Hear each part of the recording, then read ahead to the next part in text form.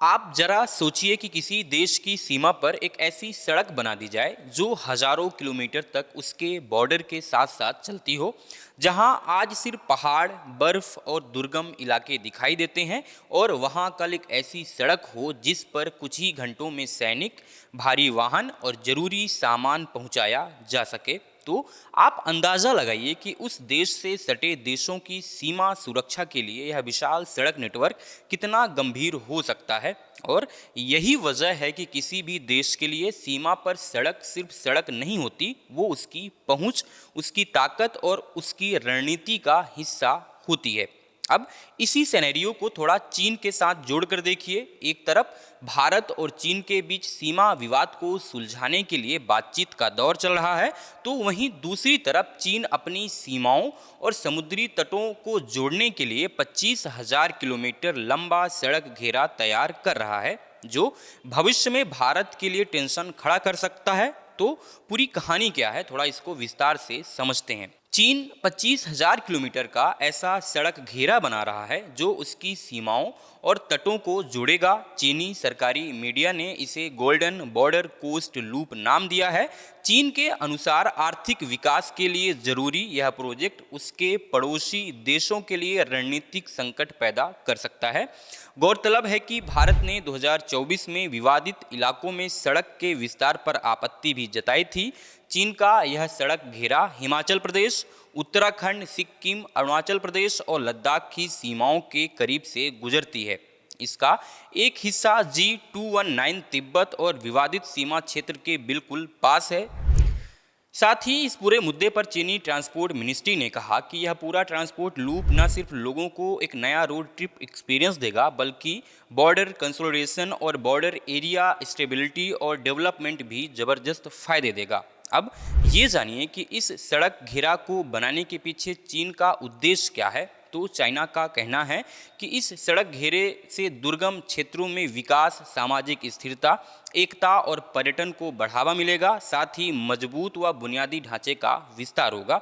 आपको बता दूं कि सड़क घेरा भारत की सीमा से गुजरेगा। चीन की सरकारी मीडिया ने इस रोड प्रोजेक्ट को गोल्डन बॉर्डर कोस्ट लूप नाम दिया है, जिसे 2030 तक पूरा करने का लक्ष्य रखा गया है।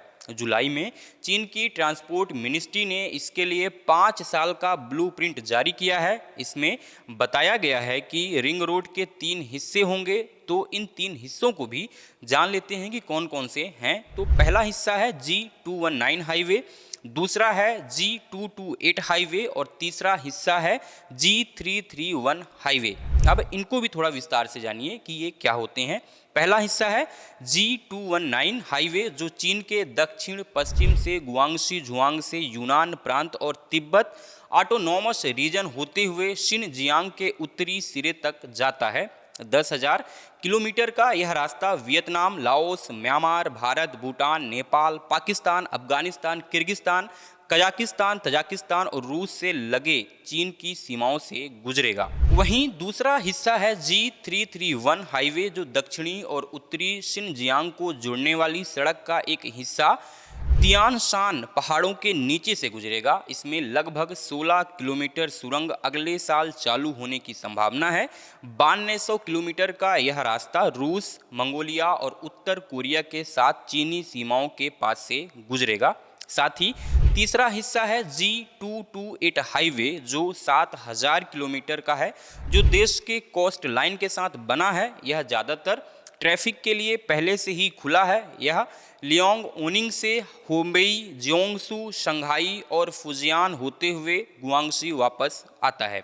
एक टर्म यूज किया मैंने, कोस्ट लाइन। तो क्या होता है कोस्ट लाइन, ये भी जान लीजिए। तो कोस्ट लाइन वह काल्पनिक या भौतिक रेखा है जो स्थल यानी जमीन और समुद्र या महासागर के बीच की सीमा को तय करता है। इसे तट रेखा भी कहा जाता है। इस शब्द का पहली बार इस्तेमाल 1855-56 के बीच किया गया था। बात हो ही रही है तो इसी से जुड़ी एक और जानकारी भी ले लीजिए कि ब्रिक्स सम्मेलन को लेकर अगले महीने 12-13 सितंबर को 400 अफसरों के साथ भारत आने की तैयारी में है शी जिनपिंग। नई दिल्ली में ब्रिक्स सम्मेलन होने जा रहा है और कहा जा रहा है कि चीन के राष्ट्रपति शी जिनपिंग 400 अफसरों के साथ भारत आ सकते हैं। सूत्रों के मुताबिक चीनी अधिकारी इस दौरे को अंतिम रूप देने में जुटे हैं। चीन के विदेश मंत्रालय ने कहा कि वह भारत की अध्यक्षता में हो रहे इस सम्मेलन का समर्थन करता है। 2019 में जिनपिंग के साथ 200 चीनी अफसरों का दल आया था। सूत्रों की माने तो इस दौरे से दोनों देशों के रिश्तों में जमी बर्फ पिघलने के भी संकेत दिख रहे हैं।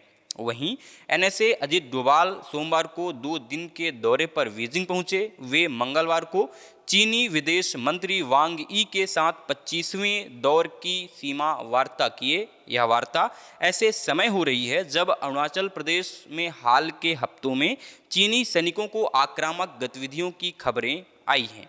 तो फिलहाल भारत और चीन के बीच सीमा विवाद पहले से ही संवेदनशील रहा है। ऐसे में 25,000 किलोमीटर के इस विशाल रोड नेटवर्क का निर्माण आने वाले वर्षों में क्षेत्रीय सुरक्षा और दोनों देशों की रणनीति पर कितना असर डालेगा, ये देखने वाली बात होगी। इस पूरे मुद्दे पर आपकी राय क्या है, हमें कमेंट बॉक्स में ज़रूर बताइएगा। और अगर आपने द प्रेस हिंदी को लाइक और सब्सक्राइब नहीं किया है तो करना बिल्कुल नहीं भूलिएगा।